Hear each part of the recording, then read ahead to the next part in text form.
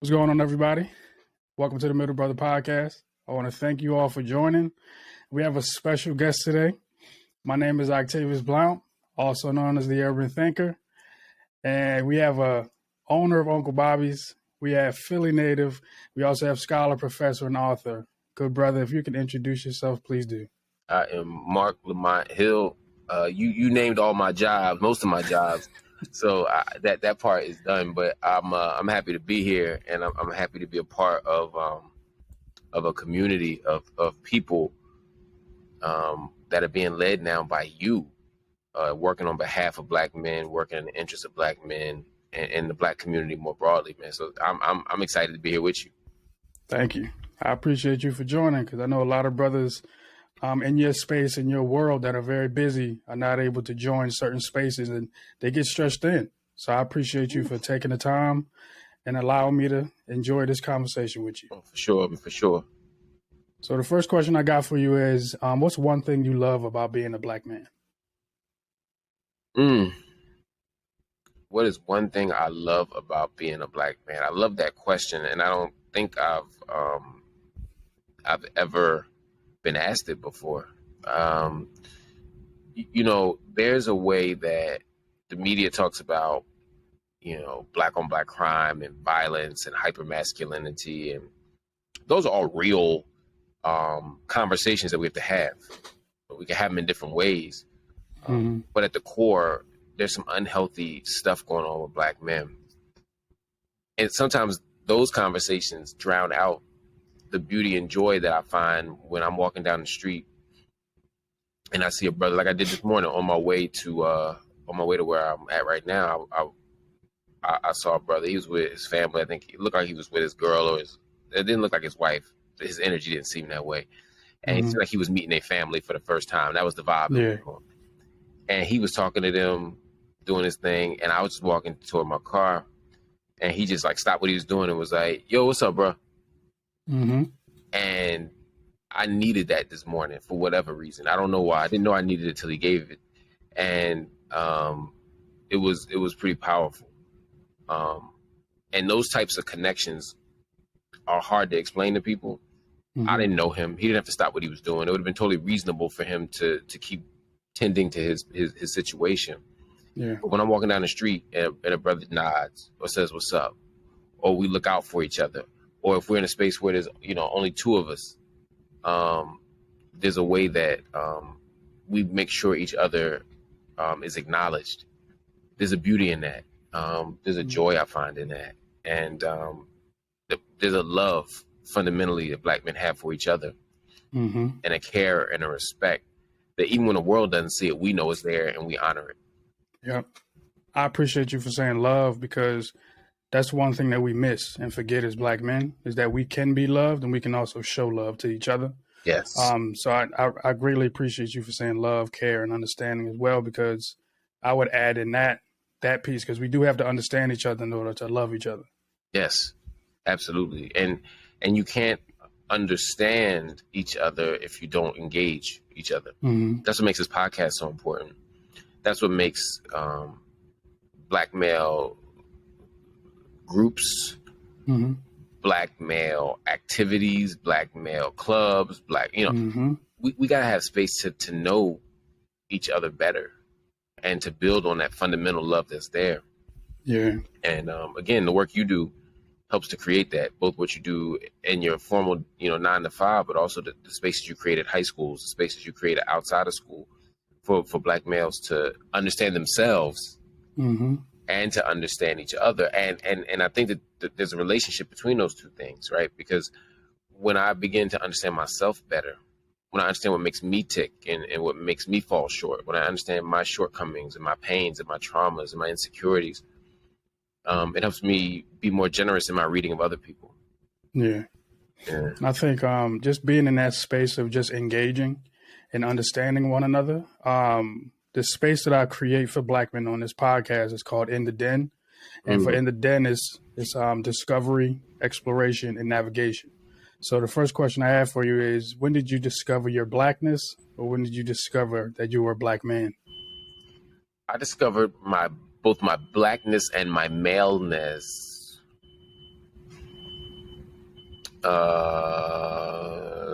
First grade, second grade, first grade. Okay. I remember distinctly second grade, but I think it happened in first grade. And I'll explain. I was bused to a school in the northeast section of Philadelphia. I was living in North Philadelphia and in Hunting Park, and we were moving to, we were trying to get me a different kind of education.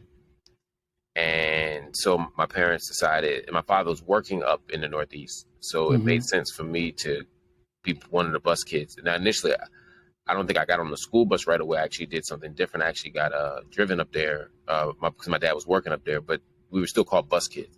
And bus kids was a marker, not just of how we traveled, because I was a bus kid even before I got on the bus. Yeah, it was a marker of race and class.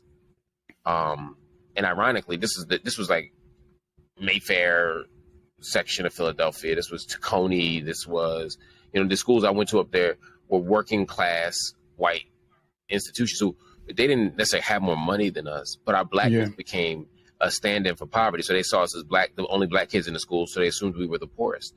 Some of us were, but a whole bunch of us were just like the white kids, which was like our parents worked 9 to 5s, didn't go to college, et cetera, et cetera. Now mine did, so I actually, in some ways, was had a little more resources. But being up there, they made it very clear you weren't them.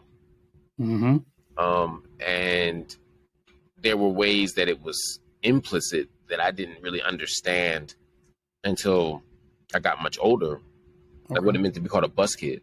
But I also understood it in the moment when people would say nigger. That was the explicit part. Yeah. I remember a teacher, I was walking out hallway in second grade. It was pretzel day. That's why I remember it. And if anybody watching from Philly, pretzel day was a thing.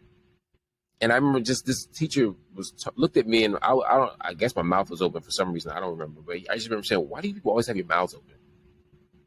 And I didn't even understand what it meant. But when he said "you people," I remember being confused about who the you or the we was in that moment. But it was quickly made clear to me. I remember that was in second grade, but I doubt that I wasn't called a bus kid in first grade. I just don't remember it. And then I remember toward the end of my time in second grade, maybe even third grade, getting pushed in the bushes by these much older kids. I can't remember if they called me a nigger, and when they pushed me, I was certainly both happened. I just don't remember if they were at the same time. Yeah, I remember getting pushed up, but I wasn't hurt or anything like that. I just remembered again feeling like, yo, why am I being treated this way? But it was very clear to me at that moment that I was different. Yeah, when I was at Zion daycare, or when I was I went to kindergarten at Zion Baptist Church. Okay, Brotha, Ontario, not Ontario, Brotha was at Canango, and I never thought about being black.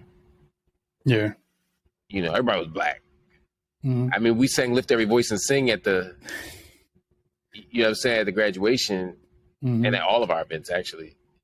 So but I didn't know that was different. So I went someplace that didn't do that. Yeah. Yeah.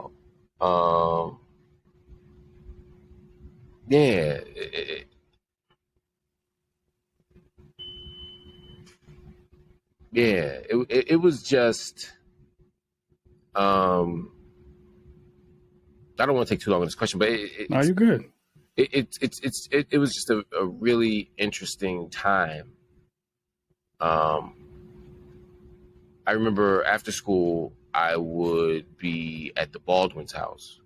Baldwin's were Mrs. Baldwin was an aide at the school for a little bit, and she knew my dad somehow. And he was like, "I'm gonna drive you home, but like I need you to stay somewhere until I'm done working. So just stay with the Baldwins." And so I'd be at the Baldwin's house after school, and that was the other place where and the Baldwins were super kind to me, super sweet people. I check in on them sometimes now. Mr. Baldwin died, but Miss Baldwin is still around, and his kids are like my age. But what I remember was, again, like what we did after school was different. The games we played, the food we ate, the TV shows we watched. And it was like, oh, okay. We're different. Yeah. Now the challenge, when you recognize your difference, is that you also have to recognize that different doesn't mean worse, different doesn't mean better. Malefi Asante talks about pluralism without hierarchy.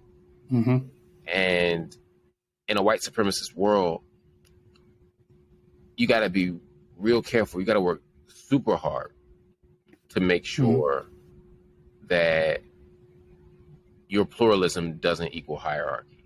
In other words, you got to work hard to make sure your kids don't think that because they don't do it this way, like white people, that something's wrong with them. Yeah.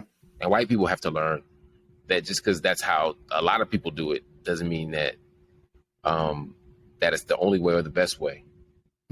Yeah. So that was part of my navigation of childhood, honestly. Okay. I can agree with that when you're talking about when you were different, because it gets to a point where from middle school to high school, it was like almost everybody was a family for me. In high school, you had a lot of other people from Roxborough. You had people from different places that didn't have seen black men. You went to a very particular type of high school, so you had that's true.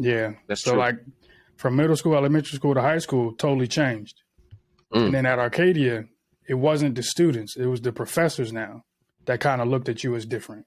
I never told you this, but it was a professor at Arcadia that this one I felt different, and where like just my emotion just came out was when she said, "Did you write your paper?" And I said, "My mother's a teacher. I have an English teacher that I've been with that knows my writing since I've been in middle school." And she said, "So did they write it for you?" I said, "No. I wrote every 20 pages of this paper. They just edited."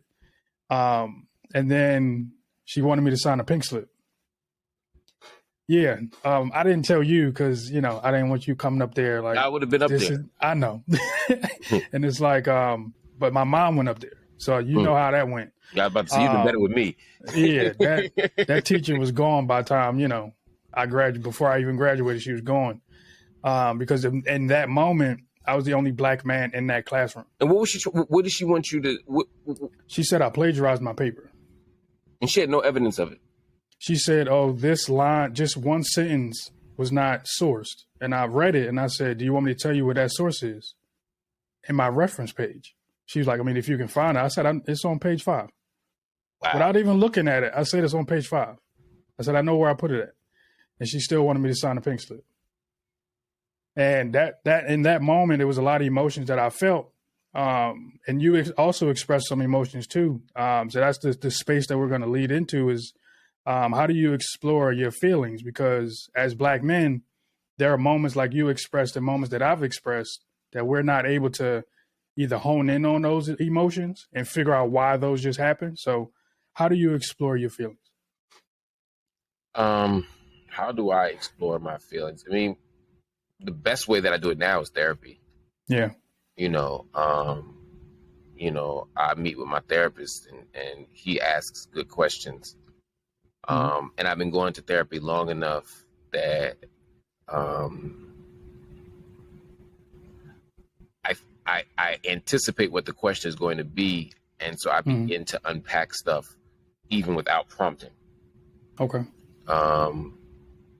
At my best, at my worst, I hold the shit in and don't deal with it. So I'm not some ideal perfected state of like self-reflection. It's just more, that's a space for me to do it.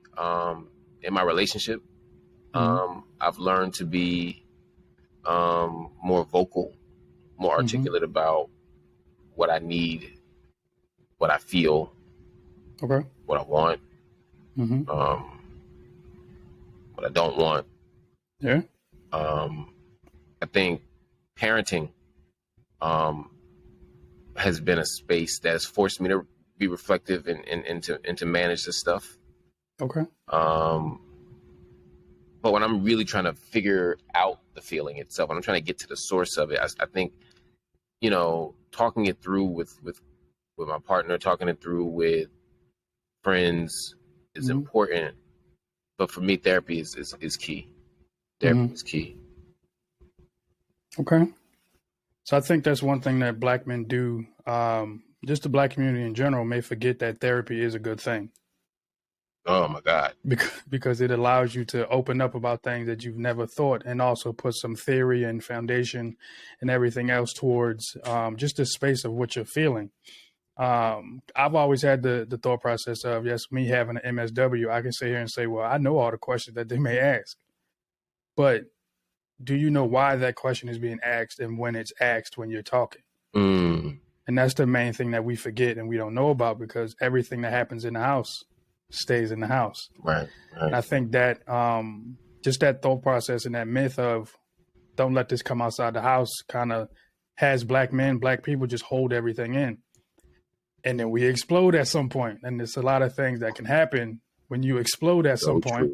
So if you're not having, if you're not bringing in money the way you should as the quote unquote man of the house, you're going to blow up at some point and something may happen.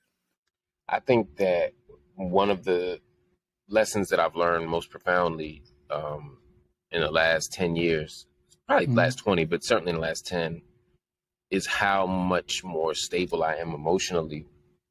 Okay. How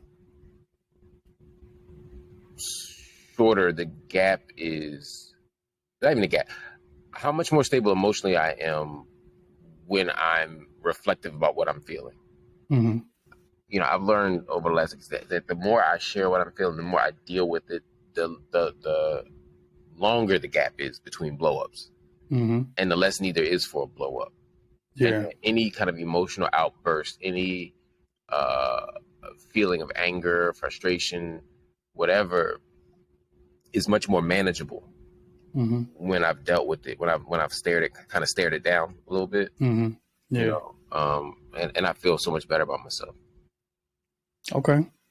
So I know I gave you all the titles in the world. I know I probably missed some, but I know you're a brother from Morehouse.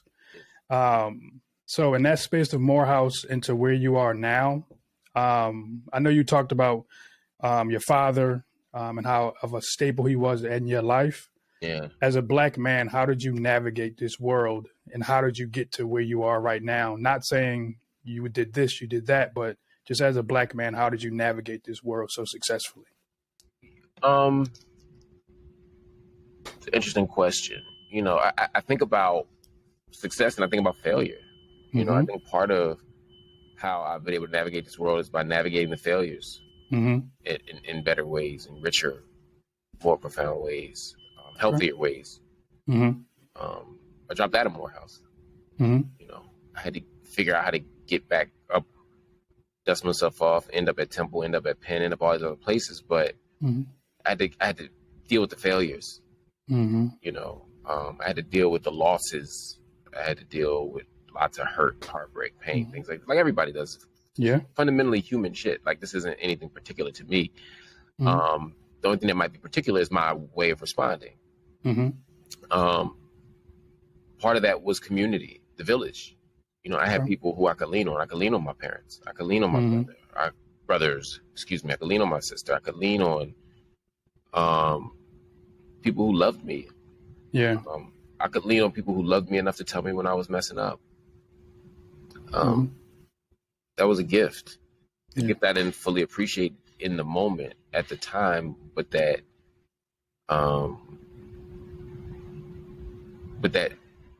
ultimately made my life different. Yeah. I have a certain amount of discipline.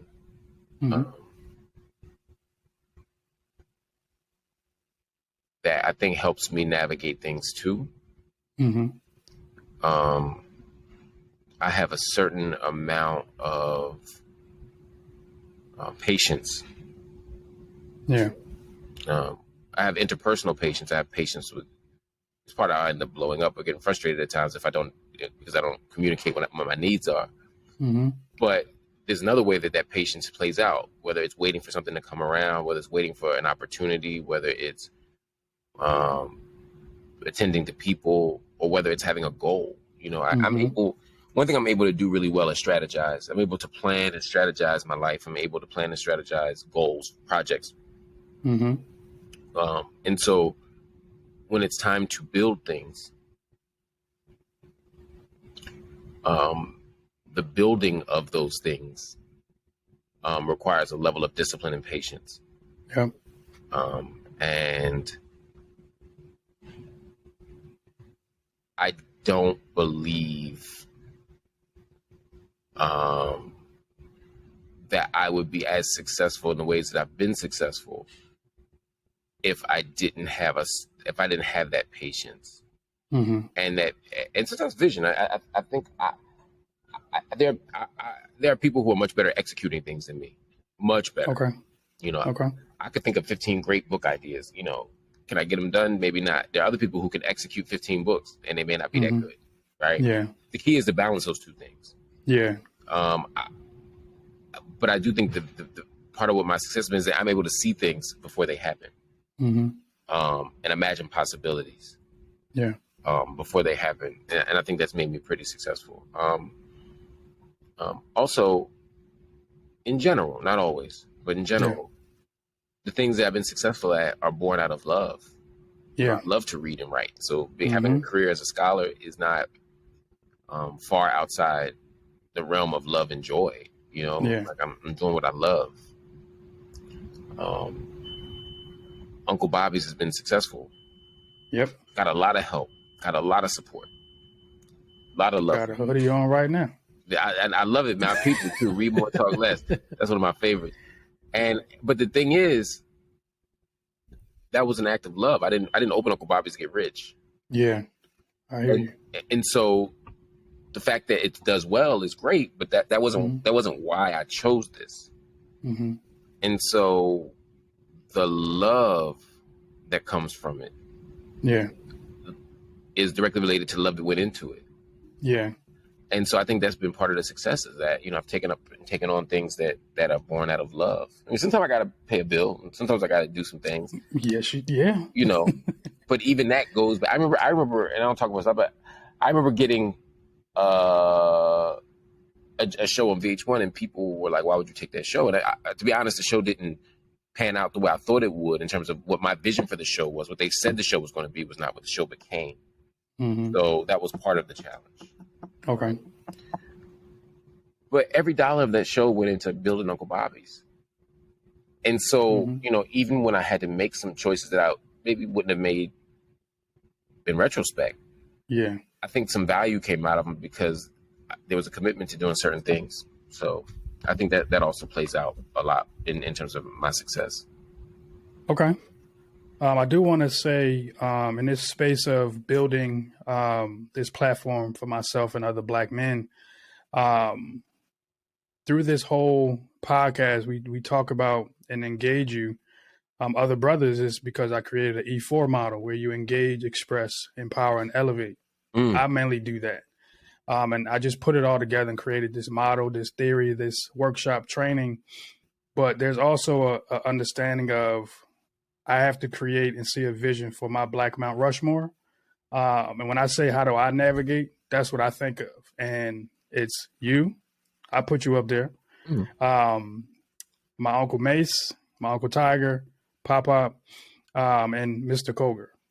So those are my five. I know it's four, but these five Black men, y'all are very instrumental in my life because you as a scholar, I mean, you can see the books behind me.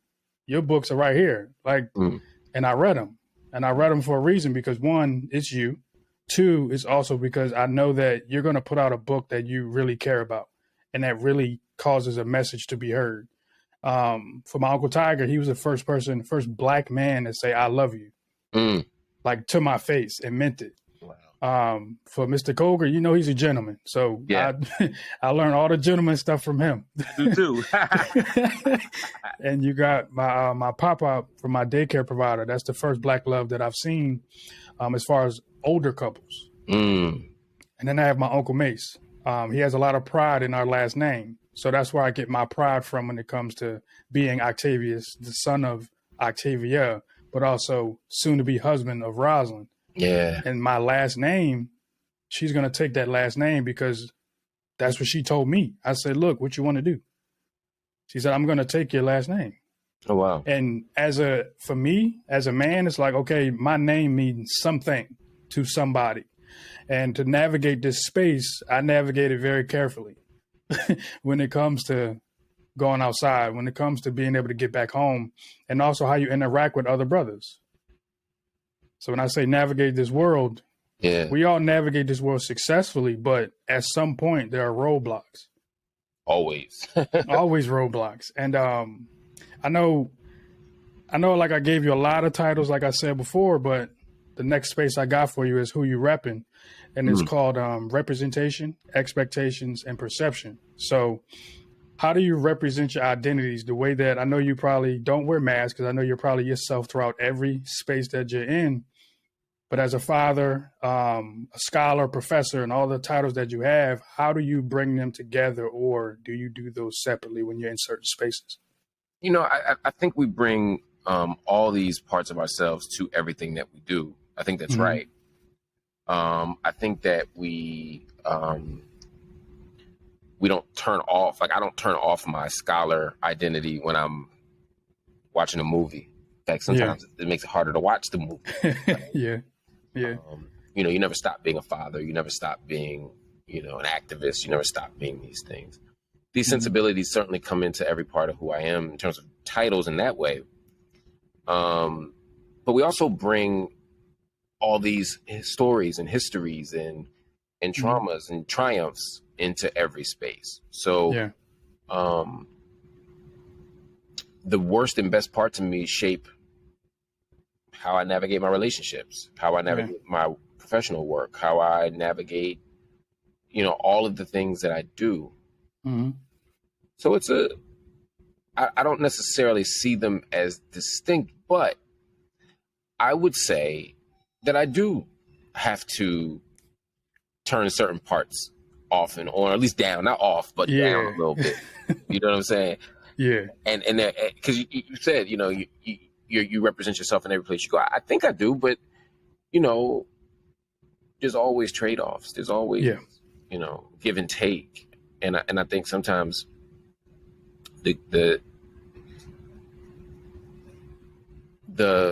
professional settings that I operate in are very diverse, from operating a bookstore in a Black neighborhood to working at Al Jazeera doing international news, to hosting daily Black news shows, to the Basketball Wives reunion, to a scholarly conference on, Middle Eastern trends, and so forth and so on. And I mean, different parts of myself come out at different times, but I think for me, it's less about sort of performance in the way that in the pejorative way that people mean it. Right. It's not like I'm pretending to be this person there and that person here. It's that these are all parts of me that I enjoy. Yeah. And there are spaces where I get to be more of this person and less of that person, more of this person and less of that person. And that for me brings me a lot of joy. Okay. I know you, like you said, you bring all your identities together at some point, but in this professional space. So what expectations do you have for yourself, and how do you overcome those expectations from other people? What I expect from myself is excellence. Okay. And there are times where you just can't be excellent at every single thing at the exact same time, particularly if you're doing a million things. Yeah. And I think that people expect me to be fully present for them in a way that sometimes doesn't consider my own needs. Okay. And I think that, and that comes from being a public figure. right? So you could be out with your family having dinner and somebody wants to tell you the story of something or ask you to explain a concept that you wrote about or, Yeah. you know, make a 2-minute video for their cousin who loves your work, right? All things that are worthwhile. They're not bad Yeah. things to ask in and of themselves, but Mm-hmm. I can't be fully present and excellent in the space that you want and Yeah. still be fully present and excellent in this space that I want. Yeah. Sometimes we have to make choices, and so I think the pressure that people put on me is sometimes to do what they think I should be doing, and Okay. sometimes it's at the interpersonal level, like what I just described, but sometimes it's at the professional level. Why didn't you write a book Mm-hmm. on this? Mm. Right? Why did you write a book on that? Why didn't you write a book on this? I remember when this I have a new book out called Seen and Unseen. Mm-hmm. It's about technology, social media, and the fight for racial justice. Somebody says to me, "Why are you writing about this when you could have written about Mumia Abu Jamal? You could have written about the pandemic, or you could have written about this or that." You know, and they put it on my Facebook page. And ironically, I've written about those things. Yeah. So they didn't really know my work very well. But beyond that, it was like, but what if I really did just want to write about this thing? Yeah. Why can't that be okay? Mm-hmm. But there's a so for them, excellence is measured not by how good it is, but how much it corresponds to what they want me to be doing. Mm-hmm. For me, so I have to always be mindful of that because I'm attentive to that. I feel bad when people feel like when I've let people down. I feel bad when people are Mm-hmm. disappointed with with my choices because I have a commitment to the people. Yeah. Yeah. You know, and I got my own shit about just wanting to be liked. It's So understandable. It's yeah, understandable. it's a human thing, but you know, it's something to be Yeah. reflective about. So between those two things, you know, sometimes I end up being shaped and moved by forces that are not necessarily reflective of what I want. Mm-hmm. And I got to be mindful of that and honest about that so that I don't continue to make bad choices or unhealthy choices. Mm-hmm. Okay. So what I'm hearing when you talk about your expectations and me seeing how you've overcame them through continuing to write books, continuing to write what you want to write, continuing to write your narrative and your story and other people's narratives and stories. Um, you've written about a lot of black men, that are in certain situations. And a lot of them are around not being seen as human from the society's point of view. For sure. So how would you like people to perceive not yourself, but other black men just in society in general? I always go back to K.S.A. Lehman's book, Heavy, Mm-hmm. one of my favorite books of all time, one of the great memoirs, I think, of this young century. And he talks about this idea of good love, healthy choices, and second chances. Mm-hmm. Good love, healthy choices, and second chances.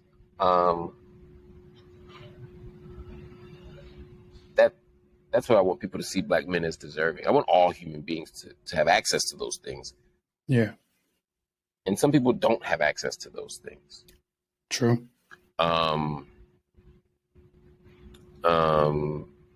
But I think with black men, and I would not make a different argument for black women. It's just the podcast is about black men, so I want to be clear about that. Black women deserve these things very much so. I think there's a narrative and an understanding, a taken for granted assumption that black men don't deserve good love. Yeah. And that good love isn't just about the kind of interpersonal stuff. It's not about the romantic stuff. It's not just about those things. It's about sort of even being taught that like the body that you occupy and the skin that you have, Mm-hmm. that how you show up in the world naturally, whatever that is, Mm-hmm. is enough. Yeah. And it's enough. Without that, it's hard, man. Mm-hmm. And so I look at black boys that are immediately kind of thrust out of the